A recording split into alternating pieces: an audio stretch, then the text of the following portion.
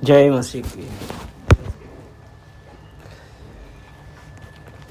परमेश्वर हम लोगों को बहुत सारी चीज़ें सिखाता है, लेकिन हम तभी सीख सकते हैं जब हम अपने आप को दीन कर रहे हैं। आमीन। और अगर हम परमेश्वर के साथ संगति नहीं करते, अपने साथ दीन नहीं करते, हम बहुत सारी व्यर्थ बातों पे फंस जाते हैं। लोग जैसा कहते हैं हम विश्वास कर लेते हैं। कितनी बार ऐसा हो, अगर हम कुलुस्सियों 2 और उसका 4 वचन हम देखें तो इसमें ऐसा लिखा है, कोई मनुष्य तुम्हें लुभावने वाली बातों से धोखा ना दे। ठीक है ना। पौलुस कुलुस्सियों वालों को बतलाते, ये मैं इसलिए कहता हूं कि कोई मनुष्य तुम्हें लुभाने वाली बातों से धोखा ना दे। और कब दे सकता है धोखा? जब हम परमेश्वर के पास परमेश्वर के साथ संगति करने की बजाय हम किनके साथ संगति कर रहे हैं? जो इस संसार के हैं।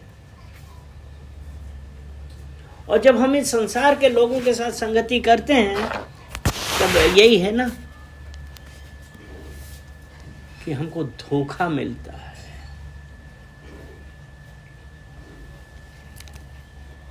आज कितनी जगह यही होता है कि अरे पास्टर जी हम तो वहां पे गए लेकिन वहां हमको धोखा मिल गया। भाई गए अच्छी बात, लेकिन क्या परमेश्वर से बात करें? क्योंकि मन सब वस्तुओं से अधिक धोखा देने वाला है। उसका भेद कौन जान पाया है? मन क्या है? अगर हमारा परमेश्वर के साथ अच्छा रिलेशन नहीं है, उसके साथ संगति नहीं है, तो कोई भी बात करता है हम विश्वास कर लेते हैं, क्योंकि हमको अपना फायदा नजर आता है। तो यही है ना कि कोई मनुष्य तुम्हें लुभावने वाली बातों से धोखा ना दे। और इसी का 8 वचन कहता है, चौकस रहो, क्योंकि तुम्हें उस तत्व ज्ञान और व्यर्थ धोखे के द्वारा अपना अहेर ना बना ले, जो मनुष्यों को की परंपराओं और संसार की आदि शिक्षा के अनुसार तो है, पर मसीह के अनुसार नहीं है। हम क्या कर रहे हैं? आज हम कहां जा रहे हैं? हम किसके साथ बैठ रहे हैं? कितनी संगति कर रहे हैं? कितने वचन सुन रहे हैं? क्या हम परमेश्वर की स्तुति कर रहे हैं? कलीसिया हम जाते हैं। शैतान हमको यही चाहता है कि हम परमेश्वर के साथ ना चलें, परमेश्वर के साथ एक तन ना हो। क्योंकि यही है ना कि मनुष्यों की परंपराओं और संसार की आदि शिक्षा के अनुसार तो है, पर मसीह के अनुसार नहीं है।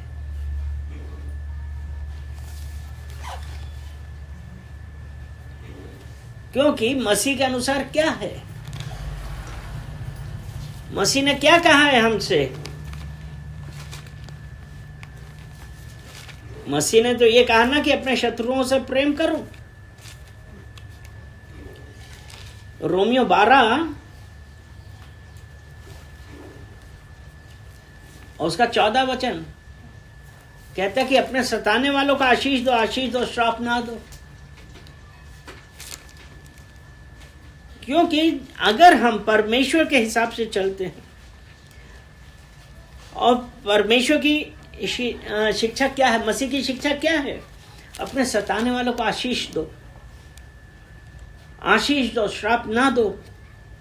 आनंद करने के वाले के साथ आनंद करो, रोने के वाले के साथ रो। बुराई के बदले किसी से बुराई ना करो, बदला ना लो, बुराई से घृणा करो। क्या हम करते हैं?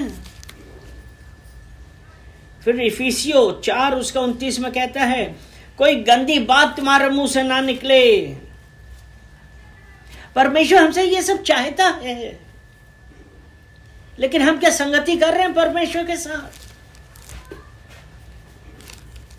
क्योंकि जब उसने कहा ना, कोई मनुष्य तुम्हें लुभाने वाली बातों से धोखा ना दे, मनुष्यों की परंपराओं, संसार की शिक्षा,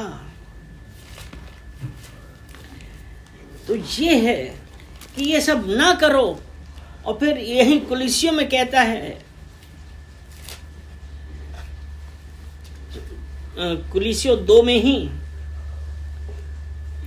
और उसका 16 है, इसलिए खाने पीने या पर्व या नए चांद या शब्द के विषय में तुम्हारा कोई फैसला ना करे। ठीक है, आज हम कहां जा रहे हैं? आज हम किसके साथ संगति कर रहे हैं? ये बहुत जरूरी बातें हैं, लेकिन हम क्या करते हैं? हमारे पास टाइम नहीं होता कि हम परमेश्वर के साथ समय बिताएं, क्योंकि हम अभी भी आज भी शारीरिक हैं। अपनी उन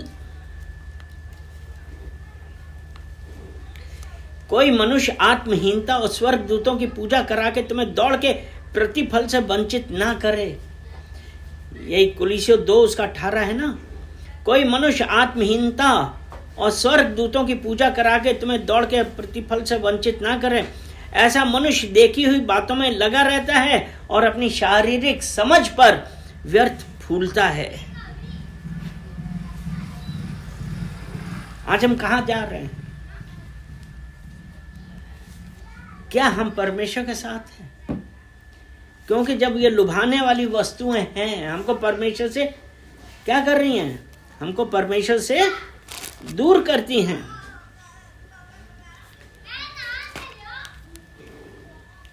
इफिसियों 5 और उसका 11 है, अंधकार के निष्फल कामों में सहभागी ना हो। अब हमारी संगति कहां पे है? व्यर्थ की बातें, इस संसार के अनुसार। तो यहां कह रहा है, अंधकार के निष्फल कामों में सहभागी ना हो, वरन उन पर उद्लाहना दो। अंधकार के काम, झूठ बोल रहे, चोरी कर रहे हैं, ये सब। लेकिन जहां पैसा ऐसी चीज है जो हमको अंधा कर देता है, और जबकि परमेश्वर का वचन साफ साफ बोलता है कि अंधकार के निष्फल कामों में सहभागी ना हो, वरन उन पर उल्हाना दो। कोई तुम्हें व्यर्थ बातों से धोखा ना दे, क्योंकि इन्हीं कामों के कारण परमेश्वर का क्रोध आज्ञा ना मानने वालों पर भड़कता है। आज अगर हम ये सोचते हैं कि परमेश्वर का क्रोध नहीं आएगा, हमको तो पैसा मिल गया क्योंकि अंधकार के काम कर रहे थे, गंदी बातें मुंह से निकाल रहे हैं, लेकिन परमेश्वर का क्रोध आज्ञा ना मानने वालों पर भड़केगा।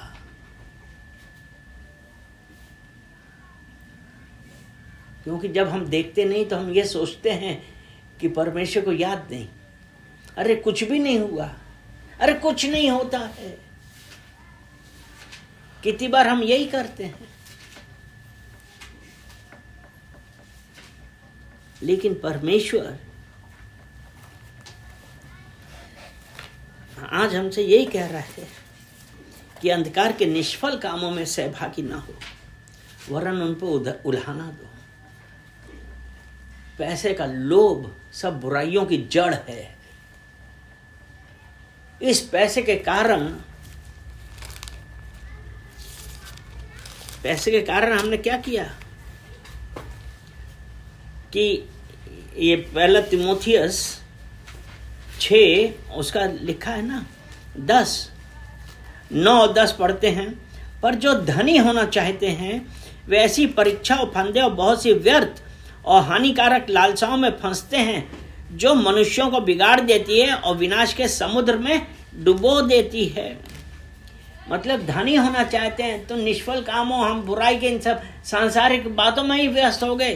तो ये लिखा ना, ऐसी परीक्षा फंदे और बहुत सी व्यर्थ और हानिकारक लालसाओं में फंसते हैं जो मनुष्यों को बिगाड़ देती है और विनाश के समुद्र में डुबो देती है, क्योंकि रुपए का लोभ सब प्रकार की बुराइयों की जड़ है, जिसे प्राप्त करने का प्रयत्न करते हुए बहुतों ने विश्वास से भटक कर अपने आप को नाना प्रकार के दुखों से छलनी बना लिया है।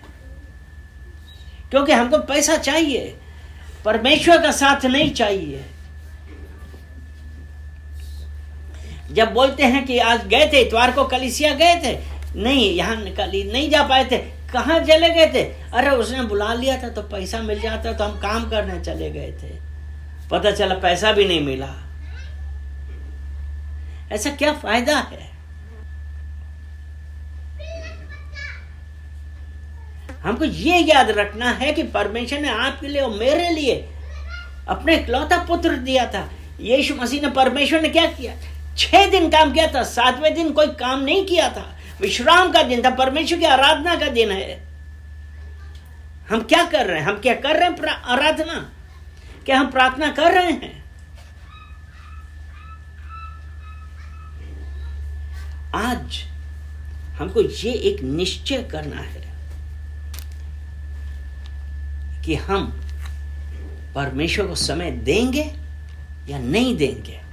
इसीलिए यहोशू ने 24 अध्याय और उसका 15 वचन, वो कहता है, और यदि यहोवा की सेवा करनी तुम्हें बुरी लगे तो आज चुन लो कि तुम किसकी सेवा करोगे। चाहे उन देवताओं की जिनकी सेवा तुम्हारे पुरखा महानद के उस पार करते थे, और चाहे अमोरियों के देवताओं की सेवा करो जिनके देश में तुम रहते हो, परंतु मैं तो अपने घराने समेत यहोवा की ही सेवा नित करूंगा। हमारे ऊपर है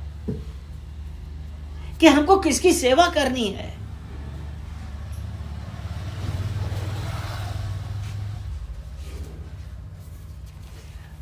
और इसी का 20 वचन जब हम पढ़ते हैं ना, तो उसमें लिखा है, यदि तुम यहोवा को त्याग कर पराये देवताओं की सेवा करने लगोगे तो यद्यपि वह तुम्हारा भला करता आया है तो भी वह फिर कर तुम्हारी हानि करेगा और तुम्हारा अंत भी कर डालेगा।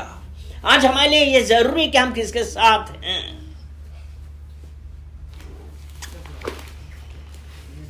इसीलिए जब कुलीसियों 2 के 8 में यही तो कहा था ना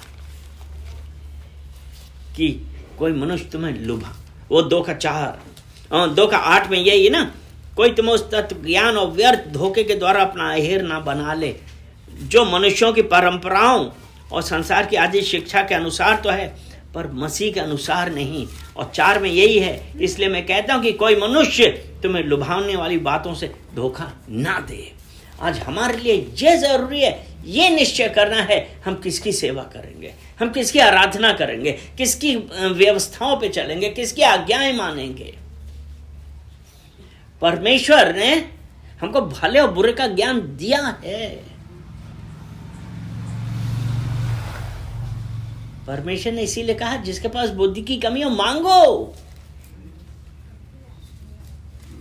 वो बिना उल्हाना के बहुतायत में देता है, लेकिन मांगने के वाले तो बने। लेकिन हमको तो इस संसार से मतलब है,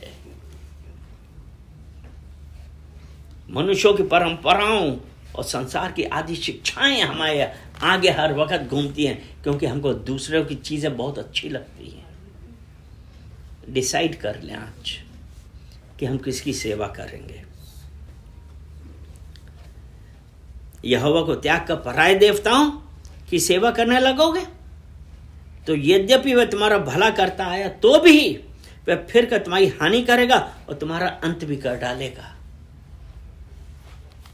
परमेश्वर का वचन आज कुछ बातें कर रहा है, क्योंकि परमेश्वर ये नहीं चाहता है कि उसका कोई जना भी नाश हो,